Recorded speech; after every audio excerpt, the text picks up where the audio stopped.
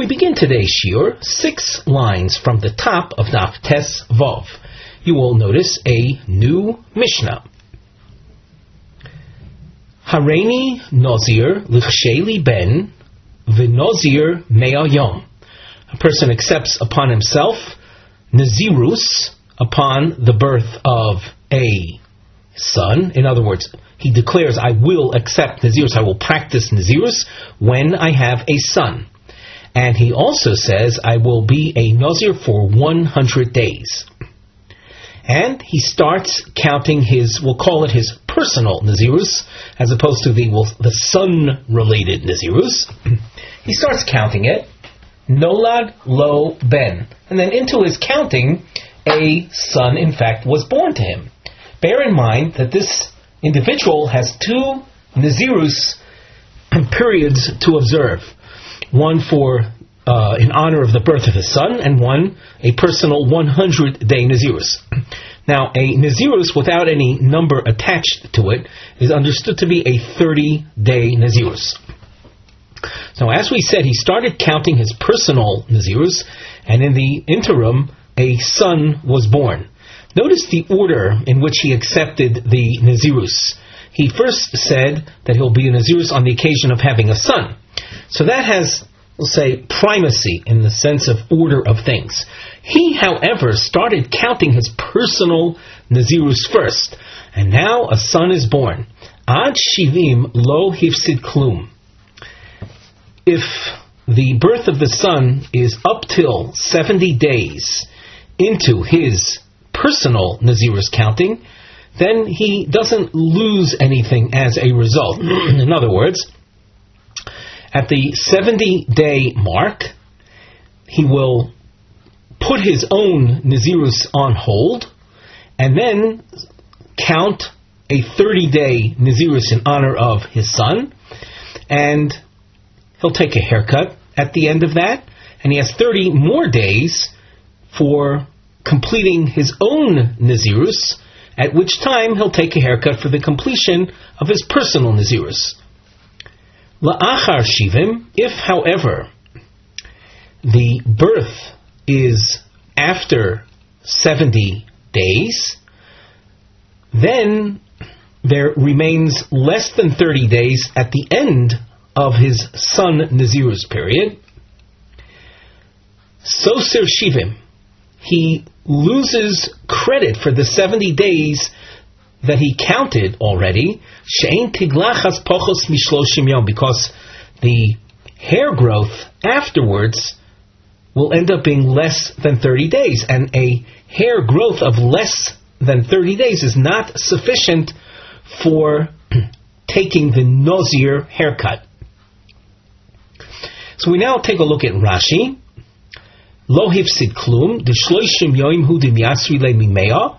There remains a balance of 30 days in the case of the son being born no later than the 70th day of his personal counting. There will remain 30 days afterwards to make up the 100. Elo meniachas shelo, he leaves aside the personal Nazirus he counted up till 70. Umona es shel beno, he'll then count 30 for the son Nazirus. Umegaleach, take a haircut. Umona shloshim, and then count the balance of 30 more days. Kidei lahashlemeo shalo. Umegaleach, and take the concluding haircut for the Nazirus after that. The b'shloshim isbahu kidei gidol seir. With the balance of 30 days remaining upon the completion of his son observed Nazirus, 30 days is sufficient to warrant a Nazir conclusion haircut.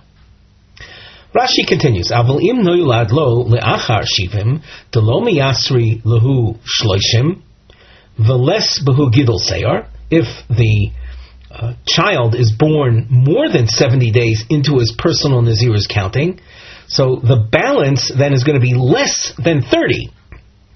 And you don't have a sufficient amount of time to accomplish gidol seir, hair growth. Shein tiglachas pochos mishloshim yom. Hilkoch, therefore, soiser es hakoil, he ends up losing anything or all the days that he counted in observance of his personal Nazirus up till that point. Es shel benoi umegalech v'achar moine meo shelo. In a case like that, so as we said, he lost all the credit toward his own Nazirus. He will then observe 30 days for his son birth Nazirus, and then 100 days for his own Nazirus. V'hani mili b'Nazirus meruba. This is true when you're dealing with a long-term Nazirus, like a 100-day Nazirus, the personal 100-day Nazirus. Avol b'Nazirus mu'etes eino soiser klal. If you have someone that said, I'll be a Nazir when I have a son, and I will also be a Nazir, and he mentions it's stam, unqualified. That means a personal 30-day Nazirus. And as we have learned earlier, meniach es shelo, moine es shel beno, he, let us say, counted a personal, he started, because no son was born yet, so he started his personal Nazirus, 30-day Nazirus, counted 20 days, and then a son was born, and at that point he puts the 20 days on hold. Umoine es shel beno, he'll count 30 days toward his son Nazirus. V'achar mashlim es shelo, and then another 10 days afterwards. V'eino soser, and there's no loss, there's no losing credit, as we mentioned earlier. Why not? V'taimomai kidamoran. The reason is, as we've said, she'ein tiglachas beintayim. There was no interim haircut.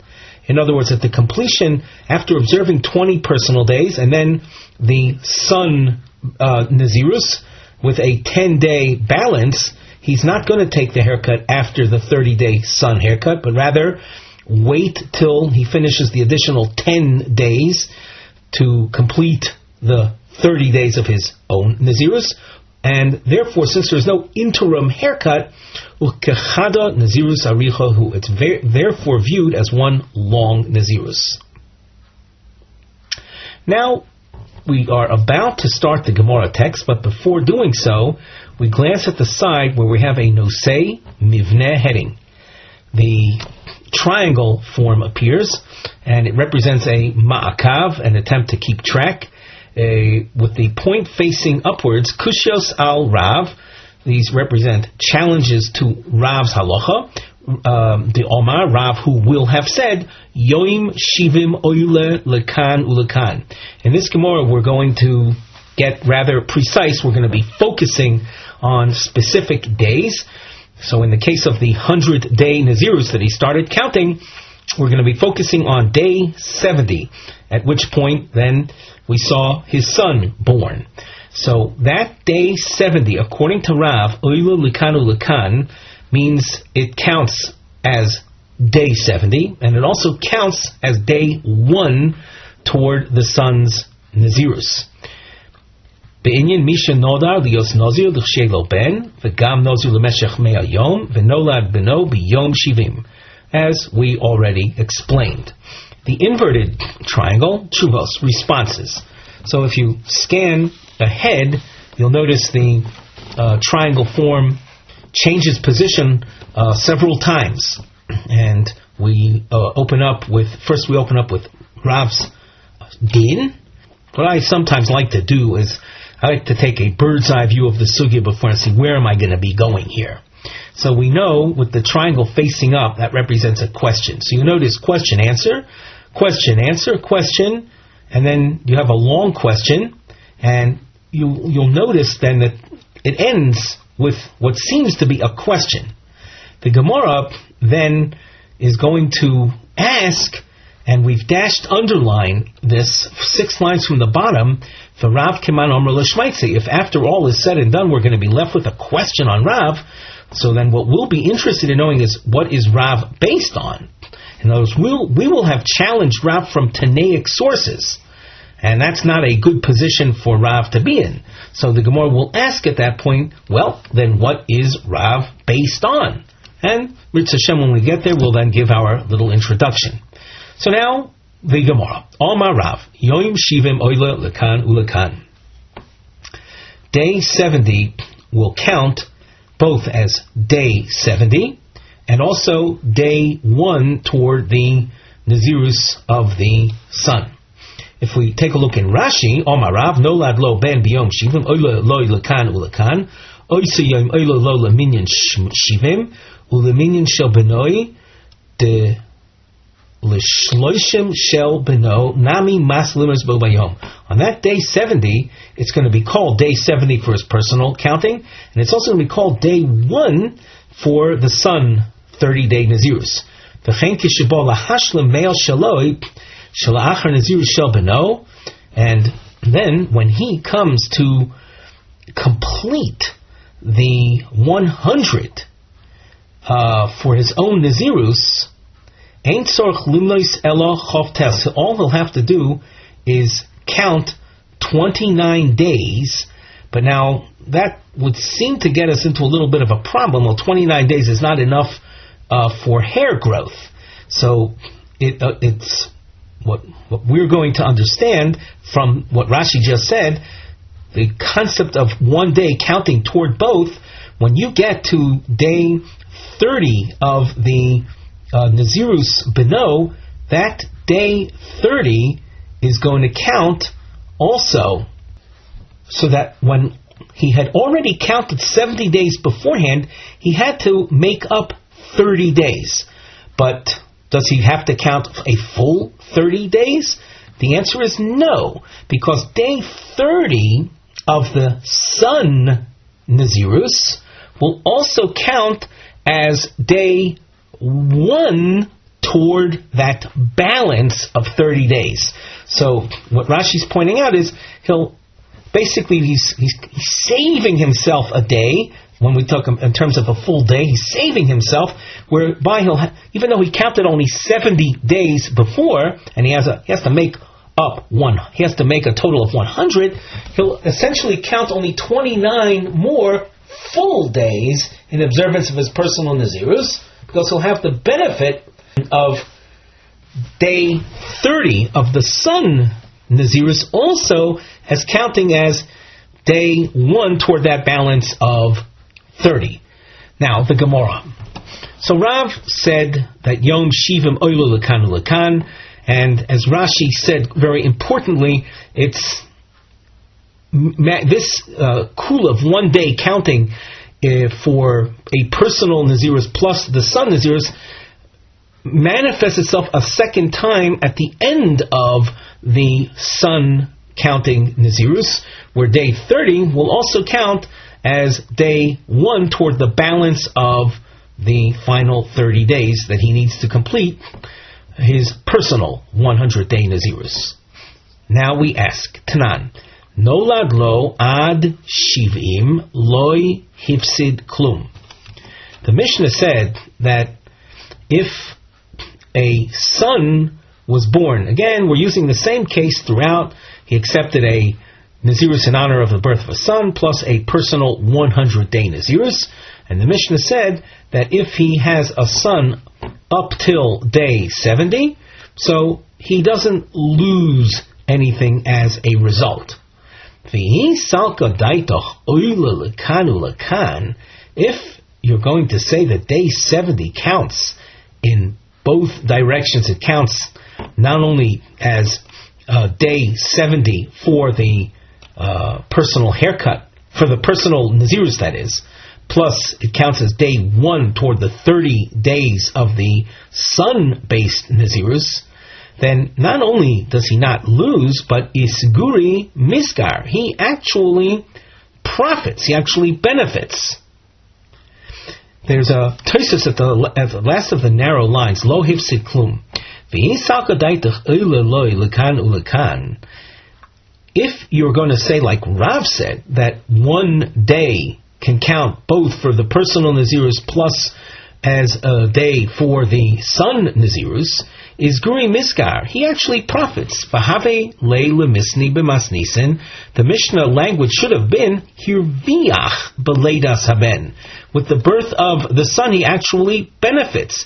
Di lo nolad lo haben. Had there been no son born during his his personal Nazirus of 100 days.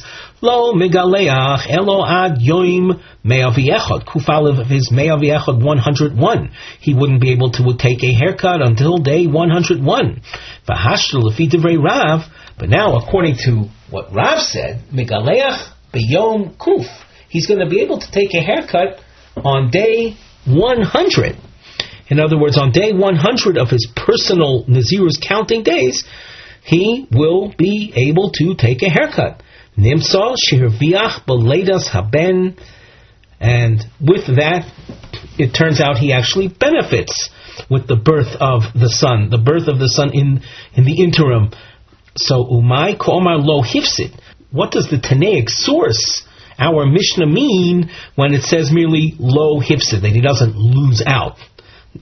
Just to repeat, not only does he not lose out, but he actually saves a day.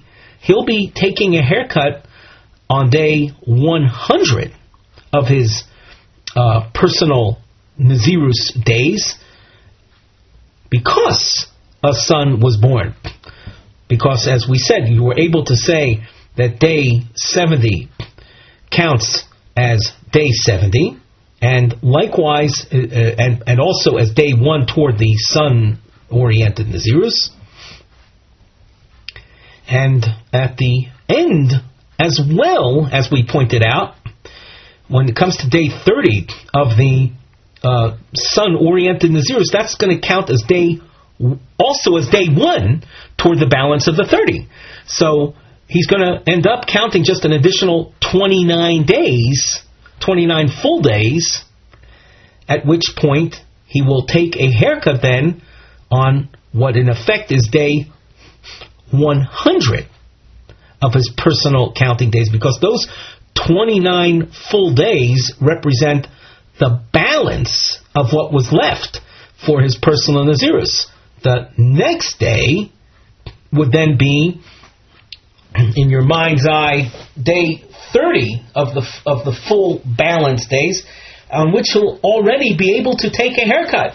Had there been no son birth, he would have had to count a full 100 days, when, according to our calculation, he's going to, in effect, be counting, he had the original 70 days, and he'll count 29 more full days, 99 days in total. The next day, he'll be taking a haircut on 100. Let's turn back to the Gemara.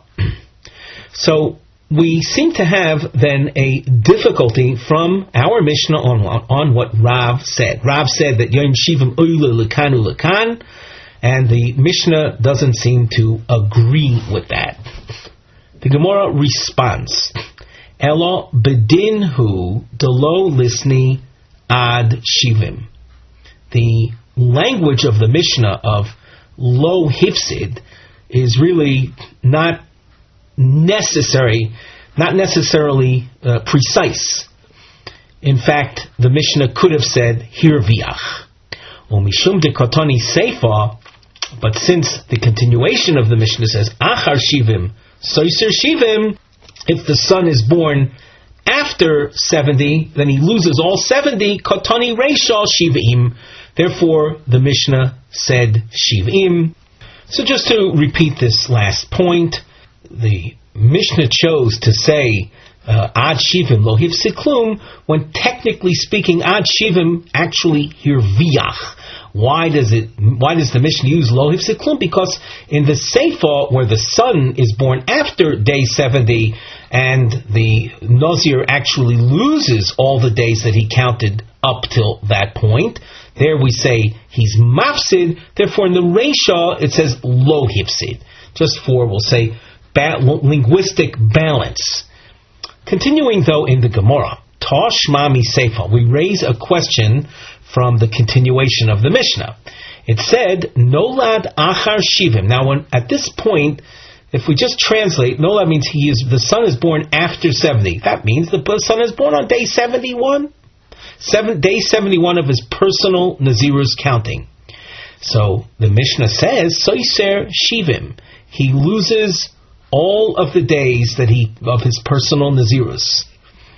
Now, let's think about that. If Rav's din is correct, that the Yom Leida, the day of the birth, is Oila Lekan Ulekan, even if the son was born on day 71, we would still be able to say Lo Hifsid. In order to appreciate the question further, we look together at the Tosfos. Toshma miseifa nolad lo liachar shivim soser pirush mafsid. Soser means he loses. He loses the days that he counted till that point. Usvira le da'achar shivim have pirush biyom shivim v'echad. When the Mishnah says after 70, the thinking is that the son is born on day 71. V'amai mafsid klum l'Rav b'leidas haben. Why, according to Rav, should the individual lose anything with the birth of the son? The day of the birth counts for his personal Nazirus and as first day of the 30-day sun-based Nazirus. And let's read that line again. It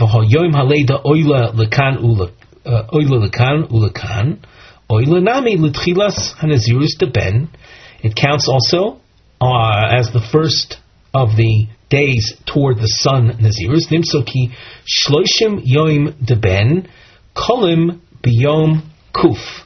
It turns out then that the 30 days of the sun-oriented Nazirus, if you start your counting on day 71, and you count 71 is also 1, 72 is 2. Keep counting that way. You'll end up that on day 100, the sun-based Nazirus ends. V'yochel hashto legaleach b'yom kuf aleph, and he can take a haircut on day 101. V'hashto kinolad haben b'yom ayin aleph yigaleach b'yom kuf aleph harei lo hifsid klum.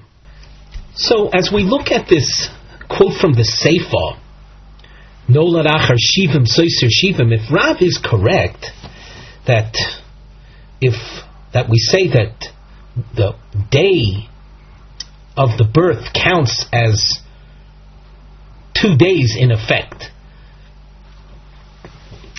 Let's say the birth then is on day 71. Why does the Mishnah say he loses all the days that he counted? If the birth was on day 71, so 71 will count as exactly that, day 71, and the first day toward the birth, to the Nazirus of the birth of the sun. If you count from day 71 30 days, you end up on, we'll say, day 100 from when he began counting his personal Nazirus. How many days does he have now to make up? So he has 29 days left. So that day 100 will count as the first of the 29 days. So that's 1 day plus 28 more days, giving you a total of 29 days. And the next day, day 30, he would take a haircut. Why then, once you have 30 days of hair growth, why should he lose out? The Gemara answers, my achar.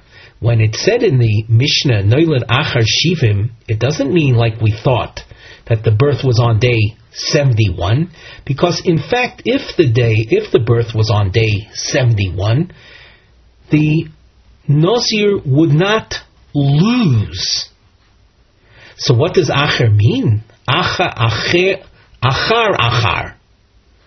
It means that if the birth is on day 72, then he would not have 30 days of hair growth after the completion of the 30 days of the sun birth, and therefore he'll lose all the credit, all the days that he counted, all 72 days that he had counted toward his personal 100-day Nazirus.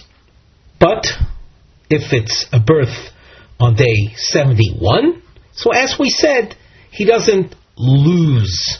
And if it's a birth on day 70, so he ends up actually gaining, having to really observe only 99 full days of personal Nazirus.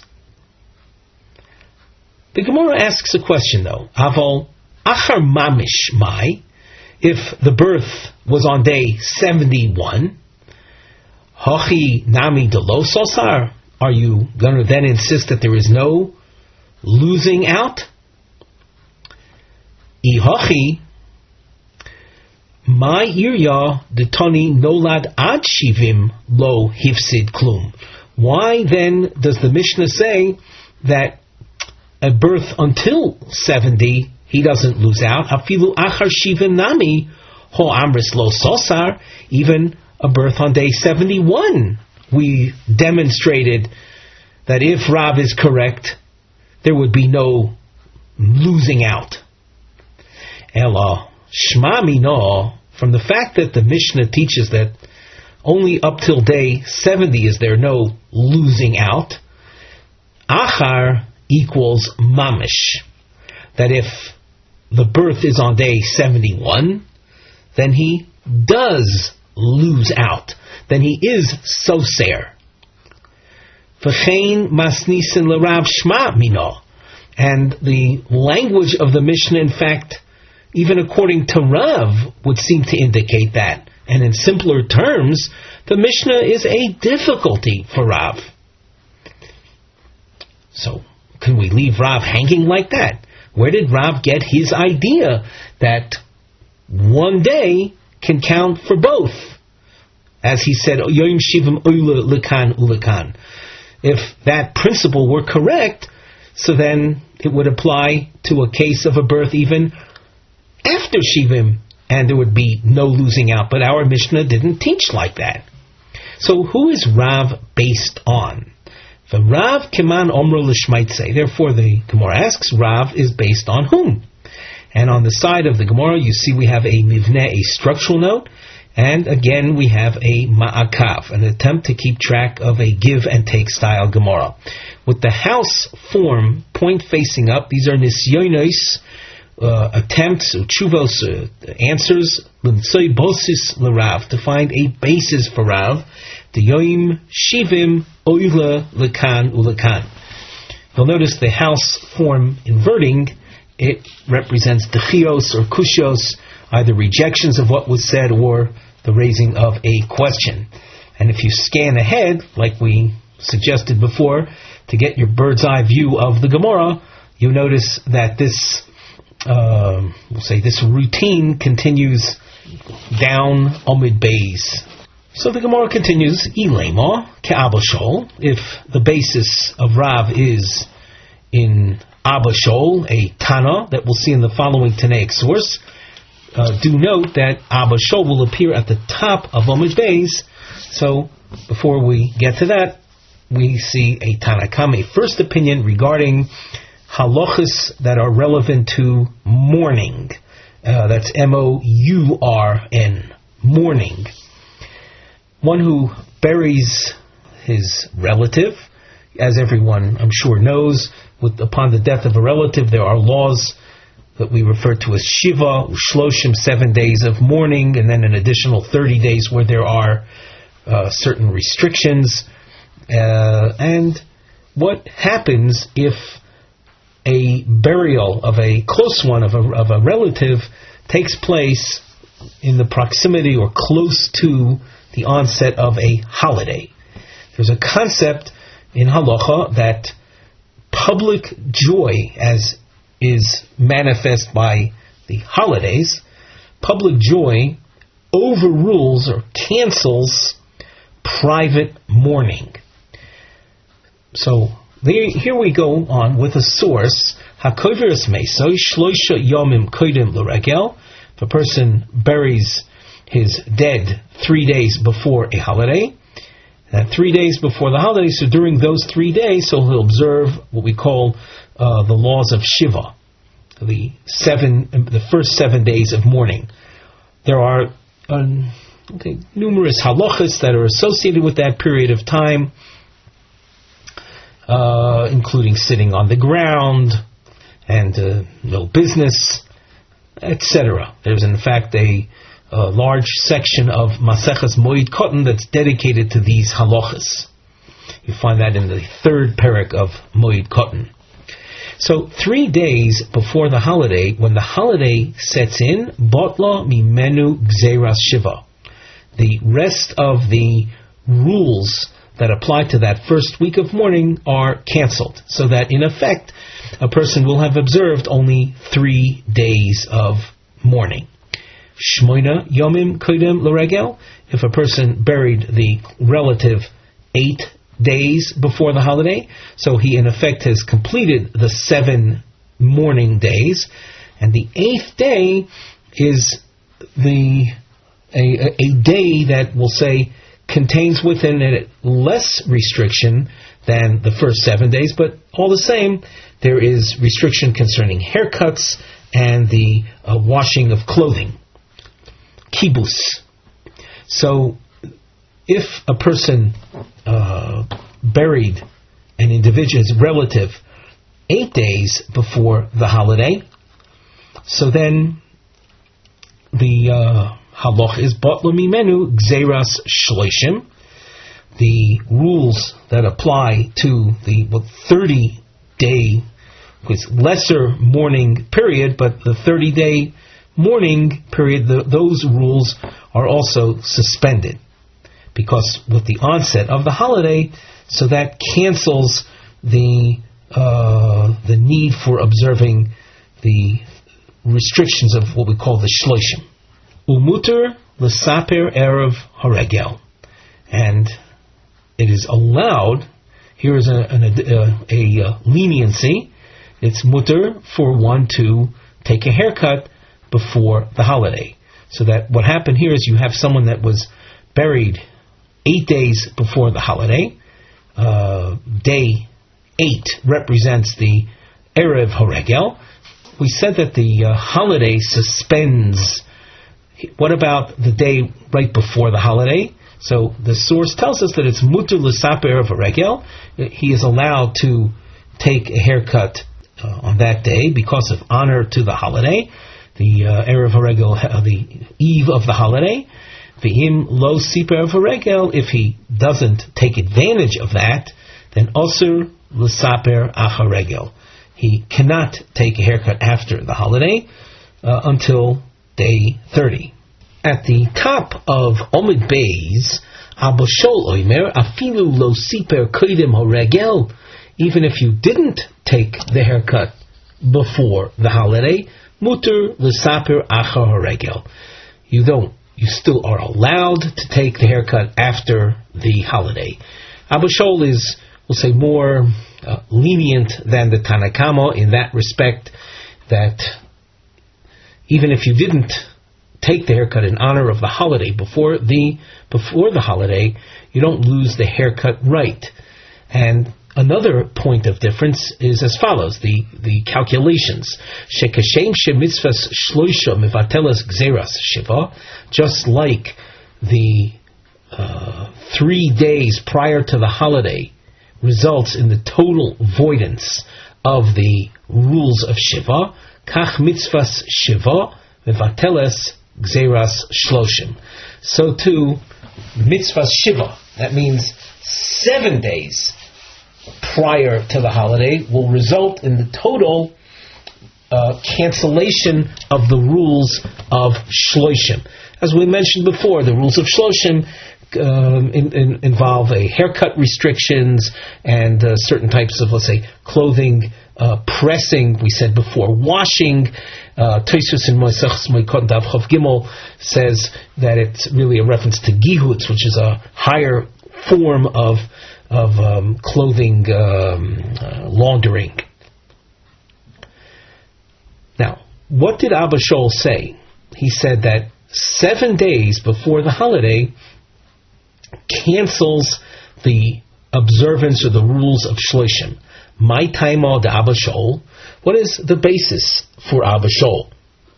Let me just say that in light of the Tanakama, who said that in order for us to say that the holiday will cancel Shloshim, the Tanakama was of the opinion you have to have a day that's Shloshim oriented, namely day 8, when the Avelus of 7, the Shiva, is finished. So you have a day that's, we'll say, characteristic of purely Shloshim observance. That one day, day 8, that one day of pure Shloshim observance is sufficient for the holiday to then come along and cancel the need to continue observing the restrictions of the Shloshim, of the 30 days. Abba Shaul says that not just 8 days before a holiday, but even 7 days before the holiday, the effect of the holiday is to cancel the Gzeras Shloshim. And the Gemara asks, what is the basis of Abba Shaul? Lav mishum de kosavar. Is it not because he holds that Shvi'i oile lekan ulekan, that day 7 of mourning counts as day 7, but it also counts as day 1 toward the Shloshim. So, if you are looking for a Shita in Tanoim that views one day as containing, say, 2 days of counting, two different forms of counting that one gets credit for on one day, there you go. You found it in the form of Abba Shaul. And Rav then could be based on Abba Shaul. Just like Rav said, Yoyim Shivim Oylu Lekanu Lekan, that 70th day counts as day 70 for your personal Nazirus, and day 1 for the child, for the son birth-based Nazirus. The basis for that type of thinking might very well be Abba Shaul, who says that day 7 of mourning can count as day 7 plus day 1 vis-a-vis the rules of Shloshim. The Gemara rejects this. He rejects this parallel. Dilma ad kan lo kamar Abba Shaul. It could be that Abba Shaul said what he did, elo ba'avelus zayin de rabbanan, only with regard to the rules of 7 days of mourning, which are basically rabbinic. From the Torah's perspective, there's only really 1 day of mourning. But rabbinically, there are 7 days, and therefore, since you're in a rabbinic realm, we have this, we'll say, flexibility or elasticity of viewing 1 day as if it's representative of 2. But when it comes to observing Nazir, which one accepted upon himself as a Nazir vow, that is a Torah level requirement. And Torah level requirements have greater stringency attached to them than rabbinic realms. So just because Abba Shaul may be lenient with regard to the rules of mourning, that doesn't dictate that he necessarily would be lenient with regard to how you count Nazirus. Elo Rav di Omar Kurab Yossi. So the Gemara says that Rav is based on a different Tana, based on Rabbi Yossi. And here we're going to speak about a Torah level area of law. This has to do with the realm of Korban Pesach as pertains to someone that became defiled, that became Tomei. The realm that the Gemara alludes to is a realm of Tumas and Taras, realm of ritual purity that requires, in truth, quite an extensive amount of background. Within the context of Gemara markings, we strive to keep things as, we'll say, simple and straightforward as possible, and not to overburden ourselves with too much detail, especially in view of the fact that we are full of hope that one is going to learn the entire Shas and be exposed to these areas in their own location.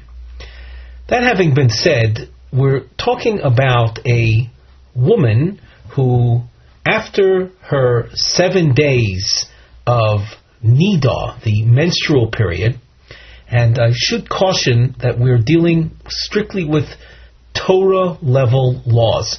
The realm of family purity, when it comes to actual halacha l'maisa, is very different. It's very much more, say, machmir than that which the Torah itself expects.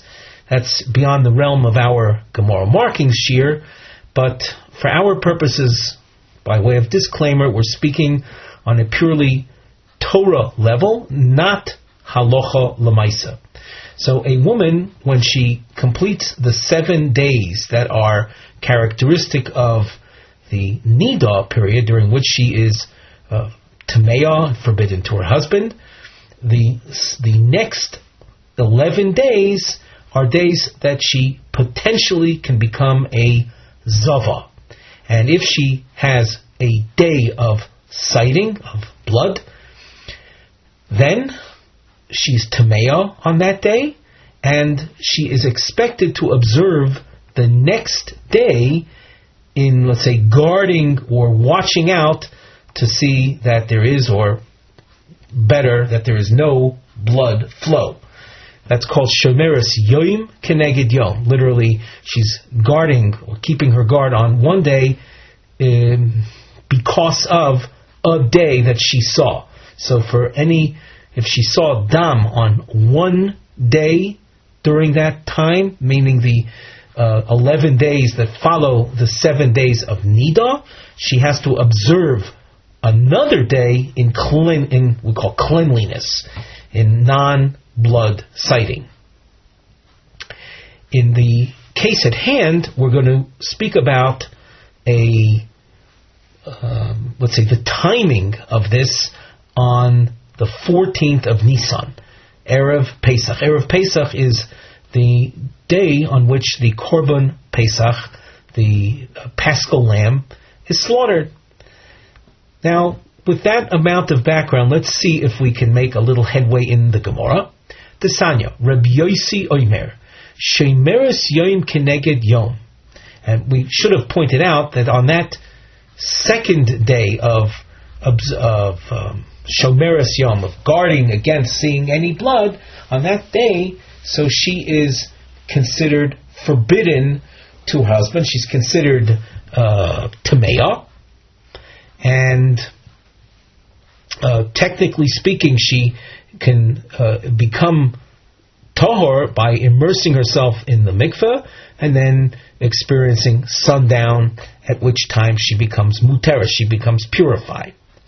But now we have a shomeres yom keneged yom. She's on that second day after having seen the blood on the day before, and it's the 14th of Nisan, the day of slaughtering the Korban Pesach. For a person to be, let's say, fulfill the rules of Korban Pesach, so they would have to be tahor. They have to be certainly tahor by the evening, at which time they could then eat the Korban Pesach. But now it says here that a shemeres yom keneged yom sheshachtu v'zorko le'al b'sheni shelah. On her second day, they slaughtered and did the blood sprinkling on her behalf of the Korban Pesach. V'achar kach ro'asa. And on that later that day, in other words, the second day set in, there was no blood flow in the morning, and the noontime arrived, and they then, afternoon, they did the Korban Pesach for her, and then later that day, after they processed the Korban Pesach on her behalf, she saw blood. The ruling is, Harei zu eina ocheles, she cannot partake of the Korban Pesach at night, because, well, having seen dam on that day, that requires her to observe another clean day. So that by the night that follows this sighting, she is not tahor anymore. So it says she cannot eat from the Korban Pesach, which demands tahara, purification, purity. However, interestingly, it says uptura milasos Pesach Sheni. She's exempt from the Pesach Sheni requirement. Maybe a word about Pesach Sheni. Pesach Sheni is the 14th of Iyar, the month following Nisan, the month in which Pesach occurs. And the 14th of Iyar is a day designed as a makeup day for people who, as individuals, were defiled on the 14th of Nisan. Now, this woman, was she defiled on the 14th of Nisan? Well, yeah, because we said later that day, on the 14th of Nisan, which was her Shomeres Yom Keneged Yom day, she saw blood later on that day. Yet it says here, Rabbi Yossi tells us that this woman is exempt from Pesach Sheni. My time of the Rabbi Yossi, why is she exempt from Pesach Sheni? If, after all, on that second day, that Shomeres Yom Keneged Yom, she saw blood later that very day, how can Rabbi Yossi say she's exempt from Pesach Sheni? My time of the Rabbi Yossi, Lav Mishum de Kosovar, is it not because he holds Miktsas Hayom Kekulo? Part of the day, namely the first part of the day, there was no blood sighting. There was no blood sighting up till the point that they did the Korban Pesach. Umikan ulahabo hu metame. And only from the actual sighting onwards is she considered tameah. She considered defiled. But prior to that point in time, she had not seen blood, and she had reached the afternoon hours, the time that's appropriate for the Korban Pesach, and she had a Korban Pesach processed on her behalf. We should point out parenthetically that the eating of the Korban Pesach that one does later that day, namely at night, is not me'akev. It's not a binding aspect of the mitzvah of Korban Pesach. So this woman was yotzei, the din of Korban Pesach, even though later that day she became tameah. So how does that operate? It must be because part of the day is considered like a full day of cleanness as far as the woman is concerned. So what do we see then? We have one day that is in effect, or we can view as 2 days. And this would be a doraisa, a Torah level basis for Rav, who said, Yoim Shivim Oilu Lekan Ulekan. The Gemara asks, Mi Sover Rabbi Yossi Hachi? Does Rabbi Yossi really hold like that? V'hatanya Rabbi Yossi Oimer, Zav Baal Shtei Rios. A Zav who... Zav is a man who had a certain type of male emission. And the male emission spoken of here is called Zav, or Ziva. And if there are 2 Ziva sightings, a man is then expected to observe 7 clean days, where there are no further sightings, for 7 consecutive days. Once again, we find ourselves on Erev Pesach. So Rabbi Yossi says, Zav Baal Shtei Rios, Sheshachtu v'zorku alav b'shvi'i. They slaughtered and did the blood sprinkling of the Zav, who reached his 7th clean day. V'chein shomeres yom keneged yom, Sheshachtu v'zorku alav. We had the case before of the shomeres yom keneged yom, that they slaughtered and did the blood sprinkling of the Korban Pesach. V'achar kach ro'u, and then later that day they saw blood, or the man saw the ziva sighting. Afal pi shemitamin mishkav u'moshav limafreya p'turin milasos Pesach Sheni. Now here we underline the main problem. The main problem is the word lemafreya. It says in this source that it's true they're exempt from doing the Pesach Sheni, because at the point at which the Korban Pesach was slaughtered for them, they had been, we'll say, in a non-tomei mode. However, it says in this source that Mishkav u'Moshav, that means it's a reference to beds and other articles of furniture that one sits on. It says, Afal pisha metamin Mishkav u'Moshav u'Mafreya. That means if they had sat earlier, before the sighting, they had sat on a bed, and then later that day they had their respective type sightings, the male sighting, the female blood sighting, those beds retroactively become tomei, even though when they sat on the bed they had not yet experienced the flow that defiles them. Nevertheless, retroactively, when later that day the flow appears, the body flow, male emission or the female blood flow, the beds and chairs that they had sat on become defiled. So what do you see from here? Not like we suggested before, that mikan ulahabohu metame, that only from the time of sighting onwards is their tumah. Here you see that even though the sighting was later that day, the tumah has a retroactive impact. The Gemara responds, "My lemafreya midirabonon." This idea of retroactive tumah is merely rabbinic, so that on a Torah level there isn't any retroactive tumah, and as we said before, Rav could find as a basis for his teaching of Yom Shivim Oilu Lekanu Lekan in the form of Rabbi Yossi. We have a bracketed section, and the note on the side says that we've written in Sograim Elu Einom L'Shem Dilug. These are not brackets for skipping purposes. Elo Laharos Sheikr Hadiyun Histayim. The main discussion finished at this point. For Rav mitbasei sal shitas Rabbi Yossi, and Rav is really based on Rabbi Yossi, as we pointed out. Within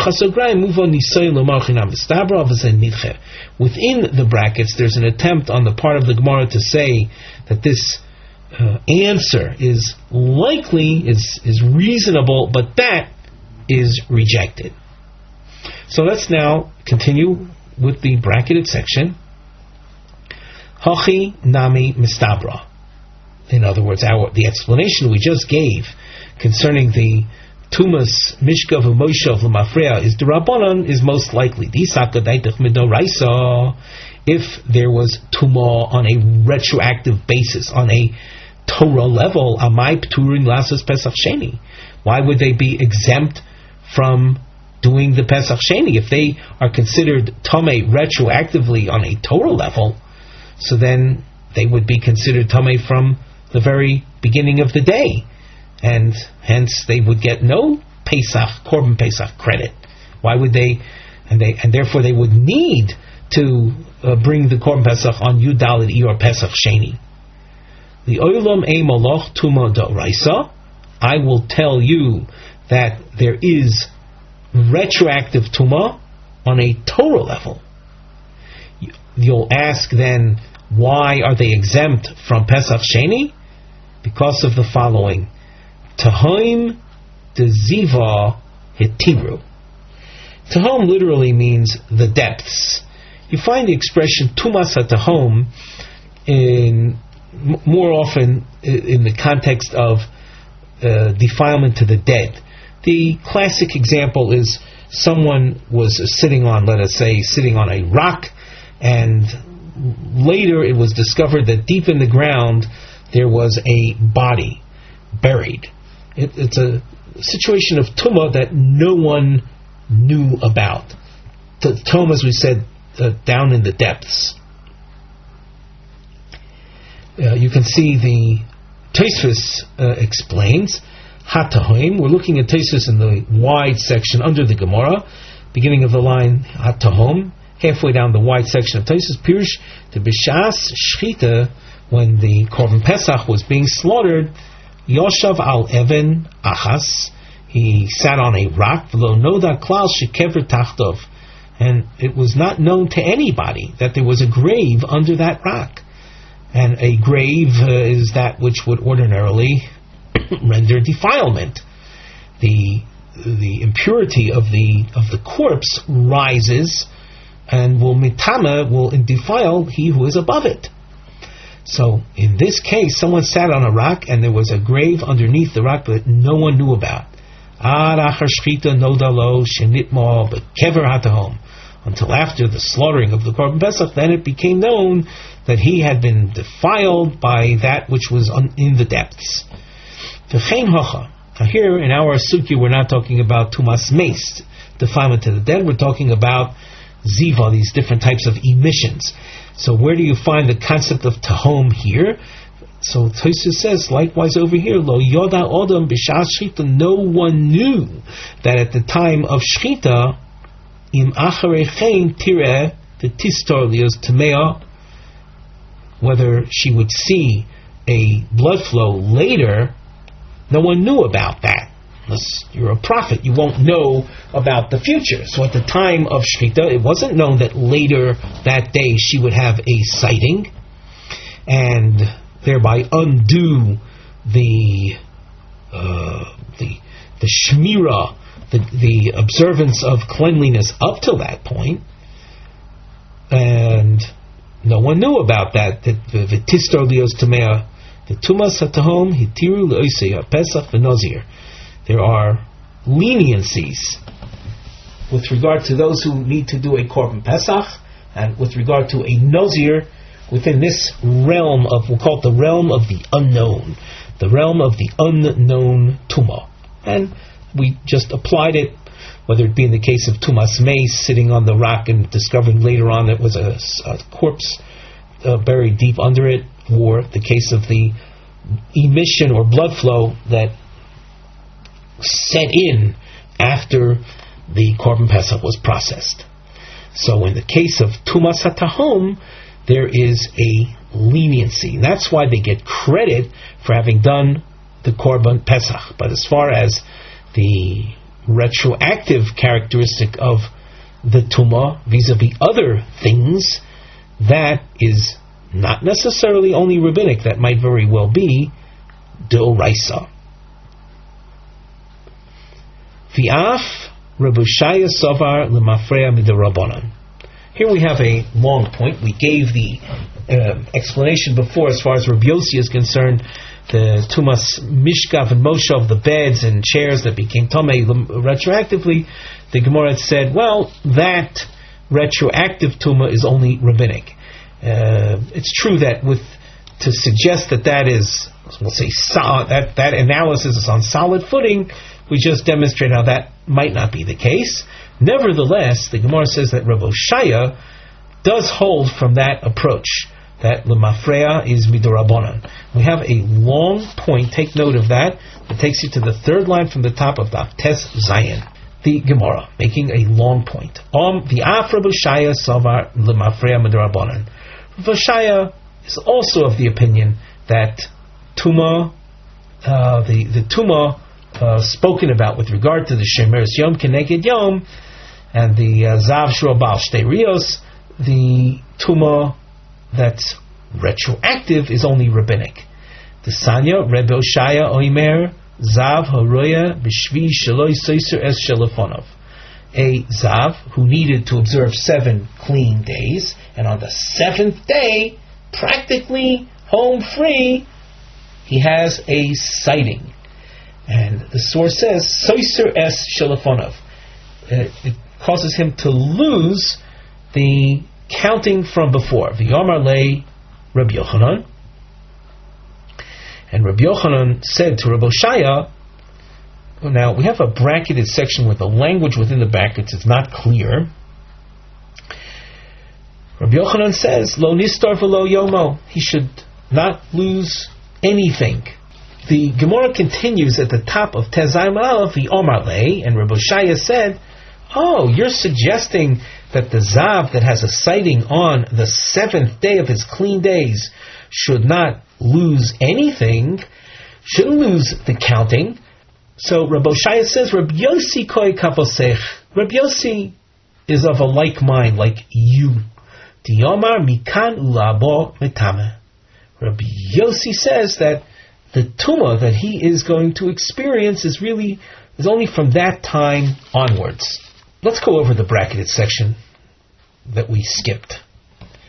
Rabbi Oshaya he taught a source that said that a zav who had a sighting of ziva, the male emission that renders tumah after having observed almost full 7 days, on the 7th day he has a sighting, and in the source it said soiser es shelafonov v'yomar le Rabbi Yochanan lo nistor elo yomo.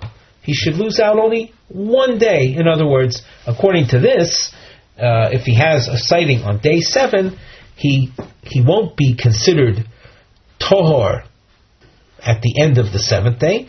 Rather, he'll observe the 8th day, 1 day. He should lose out only 1 day, meaning he'll have to observe the 8th day as a clean day, and then immerse himself in a mikveh, and then become tahor. The Gemara asks on this suggestion, either way you look at things, if the sighting on the 7th day is going to result in soser, in losing out, then kulu sosar, he should lose out all the clean days, get no credit for any of the counting that he did. Lo sosar, then lo nistar v'lo yomo. If it's not capable of erasing the clean days that he observed, then he shouldn't have to lose out even 1 day. So what does Rabbi Yochanan suggest when he says lo nistar elo yomo? Elo emo, but rather we have to refine what Rabbi Yochanan was suggesting. Lo nistar v'lo yomo. He should lose nothing. After all, he observed 7 days, and on the 7th day, the latter part of the day, so he had a sighting. He shouldn't have to lose out anything. Namely, what does that mean practically speaking?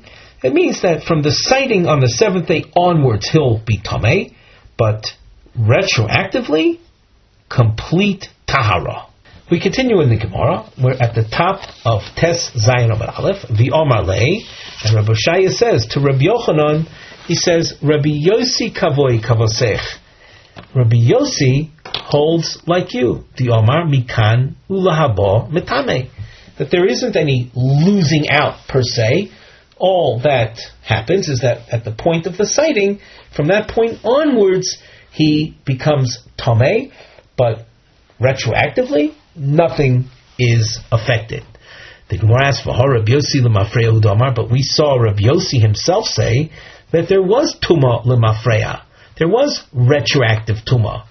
The Gemara answers, my lemafreya midarabanan. Lemafreya means retroactive, but only on a rabbinic level. It's a rabbinic stringency, but not the essence of the law on a Torah level. The Gemara asks, you'll notice the question lasts a couple of lines. Rabbi Yossi, Michti, Sovar Mitzas Hayom Kehulo. Rabbi Yossi holds that part of the day is like a complete day. We take a look at Rashi at the top line. Rabbi Yossi, Michti, Sovar Mitzas Hayom Kehulo. The whole high, the komishanin and liel, everything that we've said till now, the mikanu labo metame, that only from the sighting onwards is there tumah, shinui dechiki ninhu. It's, we'll say, difficult or hard-pressed answers. Umiu, shmaitzin, isa, karav. Nevertheless, the sugya, the halacha that we've learned here is necessary. It comes to serve as a basis for Rav, who had spoken about Yom Shivim Oila Lekan Ulakan. So now we continue in the Gemara. Rabbi Yossi, who holds that Mixas Hayom Kekulo, that as far as the Tumah is concerned, the part of the day that was observed in Tahara is considered like an entire day of Tahara. And we had mentioned that the tumah spoken about regarding chairs that she had sat on earlier that day, that they become tamei l'mafreya, that's only on a rabbinic level. Zova Gemura, the Maisa Korban Hechi Mishkachas Law. The Zova Gemura is a woman we had spoken about after the 7 days of Nida, the Ziva period sets in. If she sees blood on one day, she has to observe the next day without a blood sighting. Let us say, not only one day does she see blood, but she sees on the second day, and she sees on a third day, 3 consecutive days of blood. She becomes what's called a Zova Gemura. And a Zova Gemura has to observe, the woman has to observe 7 blood-free, clean days, at the conclusion of which she brings on the 8th day a sacrifice, a korban. But now, according to Rabbi Yossi, who says mixas hayom kekul, that part of a clean day is viewed as a total clean day. Zova Gemura, the Maisa Korban Hechi Mishkachas Lo. The case of the Zova Gemura, that means 3 consecutive days during the Ziva period. The Ziva period, as we said before, are the days that follow, 11 days that follow the Nida period, the 7 menstrual days. During this subsequent 11 days, how, according to Rabbi Yossi, will she, in practical terms, how will she become a Zova Gemura? The Zova Gemura is a phenomenon that the Torah speaks about. What's the problem? Kevon dechazia bepalga deyoima. If a woman has a blood sighting at midday, idoch palge deyoima solik law l'shimor. The balance of the day, since you hold mixas hayom kikulo, part of a day is like a complete day, so that would count toward her cleanness. The Rashi explains further,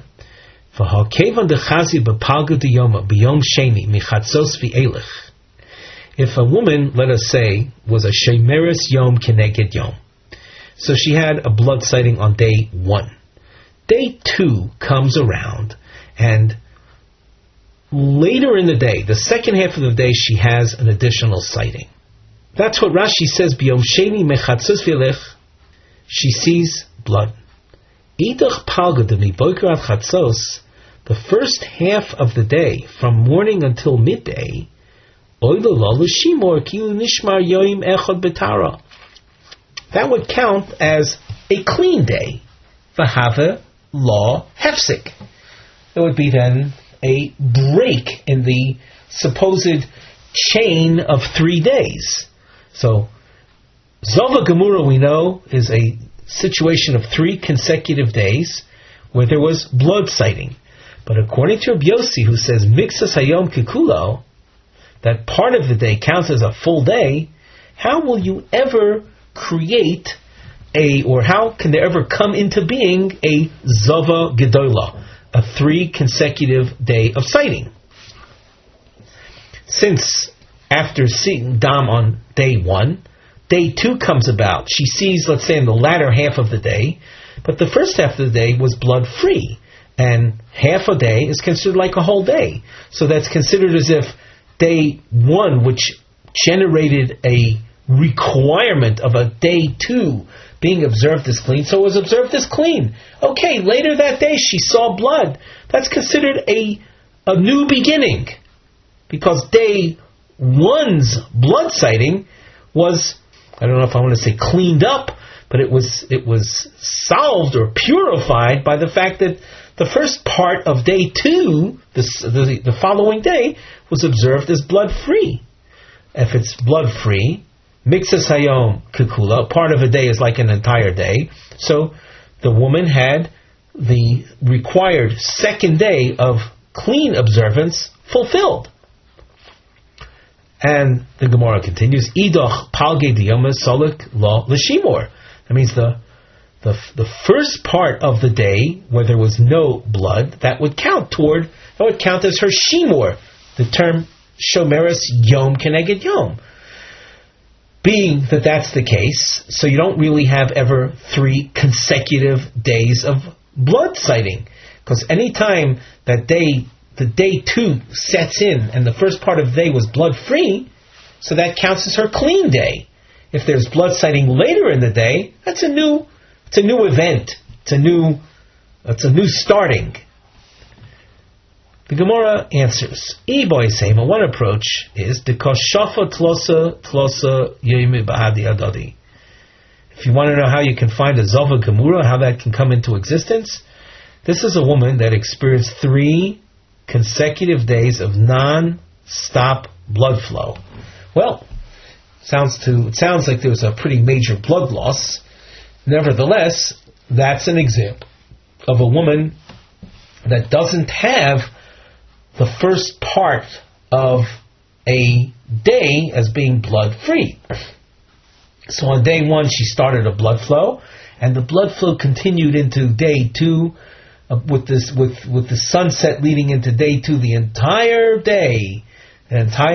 night and day there was a blood flow, and the same thing happened the following day. So you have 3 consecutive days without any blood stoppage, robbing us of the possibility of saying mitzvahs hayom kikul, that part of a day in cleanness is considered an entire clean day. She didn't have that here. The boyasema, another scenario, which is, we'll say, more healthful with much less blood loss, is the following scenario: dechazia tlosa yoimi samuch l'shkia sachama. The lohav yesheus the solik le leminyona. She saw blood 3 consecutive days at the time of sundown. So let's just imagine on day 1 she had a blood flow.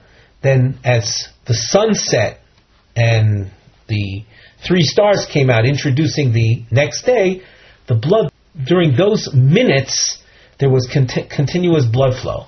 So when day 2 was beginning, day 2 begins at the appearance of 3 stars. When day 2 was beginning, so it was defiled already from the very beginning. So we don't have the beginning of a second day, which we can call a clean day.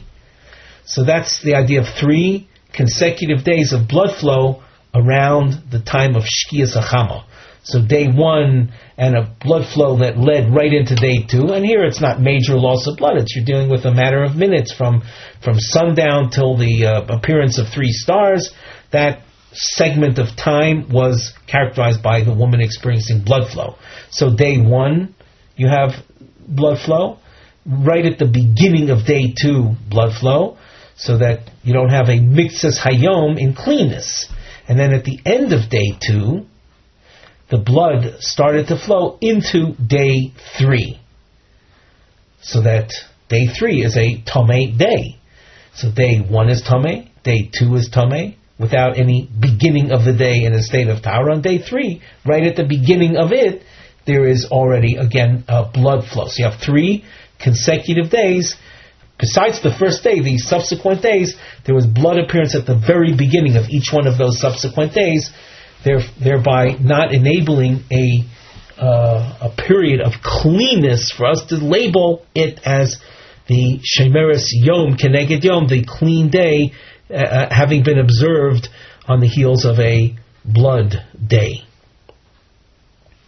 So that's what the Gemara means with its concluding expression. There wasn't any time to that should count toward the number of required clean days.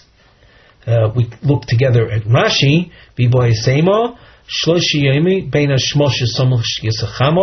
3 days, one after the other, there was blood flow around sunset time.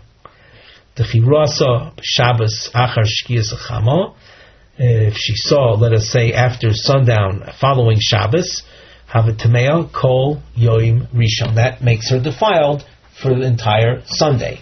V'chi chazra v'rasa b'yoyim rishon shein esamel shias achama. And when on Sunday, toward the end of the day, around the time of sunset, she sees blood, so havi tamea kol yoim sheni. She becomes tamea for the entire second day. So day 1 was already defiled, day 2 was defiled from the very outset. V'chein shlishi, and likewise at the end of